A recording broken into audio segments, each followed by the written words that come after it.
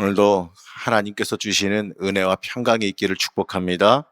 오늘 함께 보실 하나님의 말씀은 야고보서 3장 6절 말씀입니다. 혀는 곧 불이요 불의의 세계라. 혀는 우리 지체 중에서 온 몸을 더럽히고 삶의 수레바퀴를 불사르나니 그 사르는 것이 지옥 불에서 나느니라. 아멘. 오늘도 하나님의 사랑과 평강이 함께 하시기를 축복합니다. 이 초대교회에는 이 선생 되려고 하는 사람이 많이 있었습니다. 여기서 말하는 이 선생이라고 하는 건 뭐 주일학교 교사나 뭐 이런 걸 말하는 건 아니고, 이 사람들에게 말씀을 가르치며 어떻게 살아가야 될지 이끌어가는 이 교회 지도자가 되는 것을 뜻하는 겁니다. 물론 이 성령이 충만함으로 인해서, 이 성령의 충만함으로 인해서 내가 하기 싫어도 성령께서 시켜서 어쩔 수 없이 이제 튀어나오는 그러한 사명자들도 물론 있었습니다. 하지만 이 어떤 경우에는 그 자리가 탐나는 거예요. 그 당시에 이 초대교회 자체가 그 지역의 그 디아스포라에 어떻게 보게 되면 그 흩어져 있는 이스라엘 민족의 중요한 핵심적인 역할을 하는 곳이 되었기 때문에 그 교회의 지도자가 되면 그 지역 공동체의 지도자와 같은 역할을 하는 거기 때문에 그 지도자의 자리가 탐나서 또는 이 잘못된 열심으로 인하여서 이 능력이 안 돼도 그냥 저 자리가 탐이 나서 사람들 앞에 서는 게 탐이 나서 이 감당 못할 욕심을 부리는 경우도 종종 있었다고 합니다. 야고보는 여기에 대해서 명확하게 경고하고 있는데 1절 말씀입니다. 함께 합독하시겠습니다. 내 형제들아, 너희는 선생된 우리가 더 큰 심판을 받을 줄 알고 선생이 많이 되지 말라. 이 세상 일에도 이 지도자는 이 책임이 막중해집니다. 이 기업을 잘못 이끌어서 망하게 한다 그러면 그에 따른 이 막중한 대가를 치러야겠지요. 이 교회라고 달라지지 않습니다. 이 지도자는 이 그에 따른 책임과 대가를 치러야 되는 겁니다. 이 가르치는 사람들이 이 자신의 권력을 남용하거나 그걸 자기의 신분 상승 도구로 삼으려고 든다면 이 하나님의 심판을 피할 방법이 없다라는 겁니다. 여러분, 우리는 잊지 말아야 되는 게 있는데, 내가 하나님 앞에서 살아가고 있다는 그 사실을 절대로 잊지 말아야 됩니다. 하나님께서 날 매일같이 보고 계신다라는 것, 내가 하나님의 눈 앞에서 살아가고 있다라는 것, 어떻게 보게 되면 이 두려울 수도 있지만 또 어떻게 보게 되면 든든할 수도 있는 거거든요. 하나님께서 나를 계속해서 보호하시고 지키고 사랑하시기 위해서 계속 지켜보고 계신다라는 겁니다. 그걸 갖다가 어떤 사람들은 하나님 뜻대로 살지 않고 자기 멋대로 자기 욕심대로 살려는 사람들은 하나님께서 나를 계속해서 보고 계신다라는 게 부담스러울 거예요. 하나님 그만 좀 감시하시고 조금 내가 필요로 해서 부를 때나 그때나 좀 오세요. 이러고 싶은 마음이 들 수도 있습니다. 하지만 하나님 안에서 살기를 원하고 이 하나님 뜻 안에서 하나님의 그 도움과 능력으로 내가 살아가야 된다라고 믿고 고백하는 사람들은 내가 하나님 눈 앞에 있다라는 것, 이게 또 힘과 위로와 능력과 소망이 될 줄로 믿습니다. 왜냐하면 하나님께서는 우리를 쳐다보시면서 저놈 얼마나 잘못하는지 보자 이러면서 혼내시려고 보시는 게 아니라 사랑의 눈으로 뭐가 도움이 필요할까? 혹시라도 어려움 겪지는 않을까? 혹시라도 넘어지지는 않을까? 걱정하시면서 우리를 사랑하시는 눈으로 바라보고 계시기 때문에 그렇습니다. 하나님은 여러분들 혼내려고 보시는 게 아니라 사랑하시기 위해서 지금도 여러분들을 보고 계십니다. 우리가 이걸 잊지 말아야 돼요. 그렇기 때문에 우리가 또 하나 잊지 말아야 되는 건, 사람은 속일 수 있어도 사람 앞에서는 내가 정당하고 잘하고 좋은 신앙인인 척은 할 수 있어도 하나님은 속일 수 없다는 거죠. 우리의 모든 것을 다 아시고 우리의 심령 구석구석까지도, 속에 그 들어있는 마음까지도 다 알고 보고 계시는 그 하나님께서 우리의 거짓을 다 모르실까요? 다 아십니다. 우리가 믿음 없이, 하나님을 위한 그 마음 없이 그저 권력만을 위해서 그걸 탐한다면 더 큰 심판이 우리를 기다릴 수밖에 없다는 걸 잊지 말아야 됩니다. 그래서 야고보는 뭐라고 말하느냐? 선생이 많이 되지 말라라고 말하죠.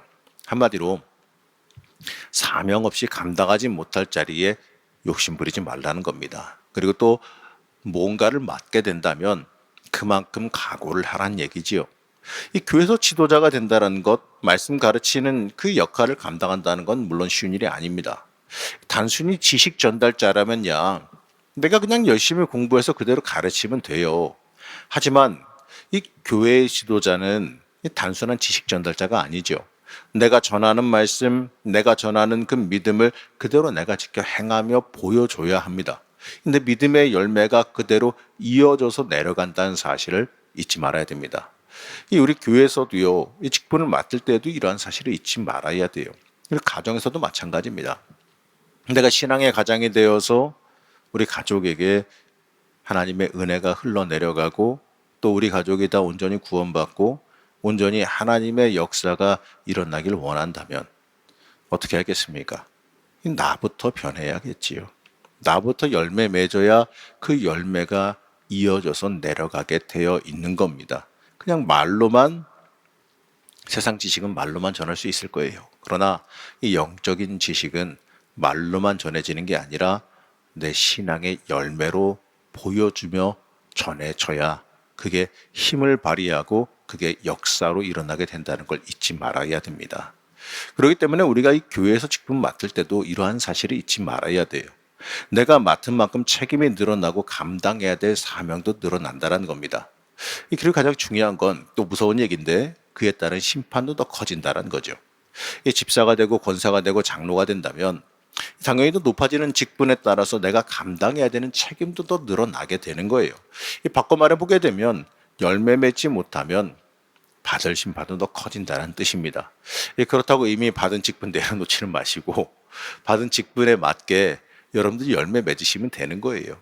받은 직분에 맞게 열매 맺게 되면 그 직분에 따른 복도 더 크다라는 것도 잊지 마셔야지요. 그렇기 때문에 여러분 받은 직분대로 열매 맺으면서 더 큰 복 받아 누리시길 먼저 축복합니다. 야고보는 선생들의 활동이 주로 말로 이루어진다는 걸 주목하거든요. 그래서 말에 관한 이야기를 하게 되는데 6절 말씀 다시 한번 보시겠습니다. 혀는 곧 불이요 불의의 세계라. 혀는 우리 지체 중에서 온 몸을 더럽히고 삶의 수레바퀴를 불사르나니 그 사르는 것이 지옥불에서 나느니라. 사실 사람의 몸 중에서 가장 제어하기 어려운 게 혀라 그러지요. 그리고 가장 이 죄짓기 쉬운 도구도 사람의 부분도 이 혀라고 말합니다.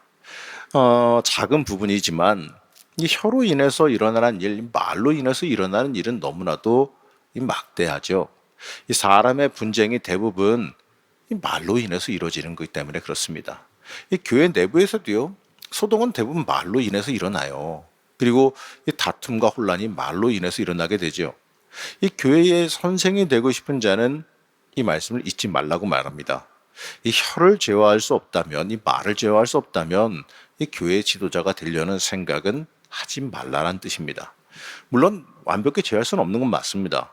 하지만 이 부분을 항상 마음속에 두고 있어야 한다는 거죠. 그리고 그 위험성을 잘 알고 주의할 수 있어야 됩니다. 이거는요, 교회 직분뿐만 아니라 가정에서도 마찬가지고 우리 인생의 삶 속에서도 가장 중요한 부분이에요. 그리고 또 보게 되면 그 위험성으로 인해서 내가 심판받을 수 있다는 걸 항상 잊지 말아야 됩니다. 이 교회 내의 직분이라고 하는 건요, 내가 교회에서 높아지는 게 아니에요. 오히려 내가 위험에 처할 수도 있다라는 그 사실을 깨달아야지요. 그러니 나를 높이기 위해서 나 정도의 신앙이 연수됐으면 이 정도 직분은 가져야지 하는 생각을 가졌다면 그 생각을 조금은 좀 다시 생각해 볼 필요가 있습니다. 이 직분은 왜냐하면 사명으로 감당해야 된 일이기 때문에 그래요. 직분이 높아지면 얻어지는 복도 있지요. 사람들에게 높임도 받지요. 그러나 더 중요한 건 그만큼 주님 앞에서 주님이 나를 보면서 기대하시는 기대가 커진다는 거예요. 전에는 요 정도만 해도 하나님께서 그래 잘했다 하시겠지만 직분이 올라가게 되면 그 정도 가지고는 직분이 올라가는데 좀 감당해야 될 게 더 많지 않겠어? 왜 그 정도만 해? 이러실 수 있다라는 거죠. 그렇기 때문에 이 직분은 감당하면 그에 따른 대가도 있다라는 것, 사명이기 때문에 감안하고 그럼에도 불구하고 감당해야 되는 일이라는 것을 항상 우리가 바라볼 수 있어야 됩니다. 야고보가 말한 이 내용은요, 단순히 그냥 인간의 인생의 지혜 이런 걸 말하는 건 아니에요. 이 교회 지도자의 자격 요건이라는 거죠. 자, 9절에서 10절 말씀 우리 함께 보시겠습니다. 이것으로 우리가 주 아버지를 찬송하고 또 이것으로 하나님의 형상대로 지음을 받은 사람을 저주하나니 한 입에서 찬송과 저주가 나오는도다. 내 형제들아, 이것이 마땅하지 아니하니라. 아멘. 자, 이 말씀을 우리가 이렇게 말할 수가 있습니다. 흔히 이렇게 말하죠. 야, 한 입으로 두 말하냐. 이런 말들을 하기도 합니다. 이 겉으로는 신실한 이 직분자인 척하지만 다른 곳에서는, 세상에서는 또 다른 악한 세상 사람의 모습으로 살아간다면 그 사람은요, 이 절대로 이 영적 지도자의 자격이 없습니다. 전에 이런 분을 본 적이 있어요. 교회에서는 참 인격자시거든요. 말도 선하게 하시고 행동도 참 선하게 하시고, 그래서 참 저분 참 훌륭하시구나 이랬는데, 새 가족이 왔는데 그분과 같은 직장에 다니시는 분이신 거예요. 그분의 모습을 보더니 너무 생소해 하시는 거예요. 같은 직장에서 일하시면서도 그분을 보면서 너무나도 당황하시는 거죠. 왜 그러냐면 저분이 직장에서는 말도 험하고 승질도 괴팍하시고 사람들이 저분만 보면은 눈을 어디다 둘지 몰라 하고, 직분이 높으신 분이니까 피하기 바쁘다라고 하는 거예요. 근데 여기서 교회에서 보니까 말도 너무 선하게 하시고 웃고 다니시고 이게 적응이 안 된다고 하면서 너무 저 모습이 보기가 싫다라고 하면서 교회를 딴 데로 가시더라고요. 근데 그 모습을 보면서 사람이 교회에서만 그렇게 보이고 밖에 나가서는 완전 다른 사람이 되는 그런 경우도 있구나. 근데 그게 하나님 보시기에는 어떠할까? 이러한 생각을 한번 해본 적이 있습니다. 여러분, 중요한 건요, 교회 안에서만이 아니라 우리가 밖에서도 어디서나 하나님의 사람의 모습은 똑같이 유지할 수 있어야지요. 하나님 앞에서 살아가는 건 교회 안에서 있는 하나님에서 모습과 교회 밖에서의 하나님 앞에서의 모습이 달라도 된다는 뜻이 아니에요. 교회에서 선한 모습, 하나님 앞에서 선한 모습을 가지고 여기서 유익을 끼쳤다면 세상 속에 나가서도 하나님의 사람으로서 이 땅에 유익을 끼치며 살아갈 수 있어야 됩니다. 그 사람이 바로 하나님이 세우는 사람이고 하나님이 들어쓰는 사람이고, 교회뿐만 아니라 세상 속에서도 하나님이 높이 들어쓰시는 사람이 될 줄로 믿습니다. 살아가는 우리 성도 여러분, 오늘 말씀을 보게 되면 자기 자신을 좀 돌아볼 필요가 있을 것 같아요. 내가 맡은 직분 그에 맞게 감당하고 있는지 돌아볼 필요가 있습니다. 혹여라도 내가 하나님께서 나에게 허락하신 그 직분을 정말 제대로 잘 감당하고 있지는 않는지, 잘 감당하고 있는지 다시 한번 우리가 점검해 볼 수 있어야 됩니다. 이 직분은 그만큼 영적인 책임도 함께 오기 때문에 그렇습니다. 물론 그렇다고요, 하지 말라는 얘기도 아니고 내려놓으란 얘기는 더더욱 아닙니다. 맡은 거 더 잘하시라는 얘기지요. 나를 위해서 욕심부리지 말고 주님께서 부르실 때 이 두려운 마음으로 주께 충성하며 감당할 수 있어야 됩니다. 때때로 연말 되면, 올해는 제가 온지 얼마 1년도 채 안 됐으니 아직 사람을 오랜 세우진 않겠지만, 때때로 교회에서 연말 되면은 항상 직분자를 세우는 일이 좀 어렵습니다. 어떤 일 때문에 어렵냐면, 세워서 안 될 사람이 자기 세워달라고 나서는 거 제압하기 힘들고, 그리고 더 어려운 건 뭐냐면 세워 마땅한 사람 세우려고 그러는데 자기는 죽어도 못하겠다는 거예요. 그러니까 주신 사명인데, 아니 목사님들이 그 기도하고 결정해서 상의해서 결정할 때에는 그 사람의 몇 년간의 그 상황과 신앙의 여정과 모든 걸 보면서 고려해서 그 사람 세우려고 어떻게 보게 되면 그분에게는 더 성장하고 잘하고 한 단계 올라설 수 있는 기회가 주어지는 건데 못하겠다라는 거예요. 근데 대부분의 그 거절하는 멘트가 거의 똑같습니다. 자기는 아직 준비가 덜 됐다라는 거예요. 나중에 조금 더 준비되면 그때 말씀드릴 테니까 그때 세워달라 합니다. 누가 그때 되면 누가 시켜준대요? 그렇지 않습니까? 대부분 똑같아요. 근데 하나님께서 세우실 때는 능력도 주시기 때문에 세우시는 거고, 하나님께서 때가 됐으니 세우시는 거고, 그걸 갖다가 두려운 마음으로, 그 마음으로 더 충성하면, 내가 부족하다고 하는 걸 아는 그 마음으로 더더욱 더 충성하며 하나님 앞에 설 수 있어야죠. 주께서 나를 부르신다, 쓰실 땐 이유가 있기 때문에 그래요. 그렇기 때문에 주님 앞에 충성하고 더더욱 그 두려운 마음으로 하루하루를 하나님 앞에서 서서 살아가는 것, 이게 우리의 신앙의 영적인 발전을 가져온다는 겁니다. 그렇기 때문에 우리가 나에게 주어진 그 직분과 사명을 기쁨으로 감당할 수 있어야 됩니다. 그렇기 때문에 여러분, 직분 주신 것도 사실은 하나님의 은혜예요. 그리고 받았다면 그 직분을 가지고 내가 어떻게 하나님께 더 충성할 수 있을까? 이 직분에 맞게 더 어떻게 성장하고 잘할 수 있을까? 이러한 생각을 하면서 하나님 앞에 기도할 수 있어야 됩니다. 그렇기 때문에 여러분, 우리가 하나님을 높이며 살아가는 사람, 그 사람이 되기를 소망하셔야 되고, 또 주를 위해서 나를 온전히 내어드릴 수 있는 삶이 되기를 우리가 항상 기도하며 살 수 있어야 됩니다. 그렇게 살아갈 때 이 직분에 맞게 또 하나님께서 부어주시는 놀라운 복과 은혜도 있을 줄로 믿습니다.